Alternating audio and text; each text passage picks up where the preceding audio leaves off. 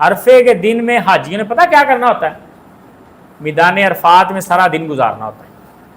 حاجی 8 ذی الحج کی رات کو مینا سے عرفات پہنچ جاتے ہیں، میدان عرفات میں، ٹھیک ہے، فجر سے پہلے پہلے میدان عرفات میں پہنچ جاتے ہیں، اور سارا دن انہوں نے میدان عرفات میں گزارنا ہوتا ہے، اور اس دن اللہ سے بس دعائیں کری جانی، نمازیں جمع کری جانی، ظہر اثر جمع، اور اللہ سے دعائیں سارا دن دعاؤں کا یہی کام ہوتا ہے۔ شام کو پھر وہاں سے نکل کے آ جانا ہوتا ہے مزدلفہ، اور رات مزدلفہ گزار کے اگلے دن پھر مینا عید والے دن، اور آگے پھر عید والے کام، یہ حج کا ہم آگے بیان پڑھیں گے سارا انشاءاللہ تفصیل کے ساتھ۔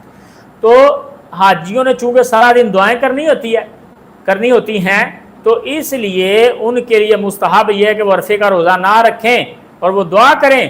بعض اہل علم اجازت بھی دیتے ہیں، واللہ اعلم۔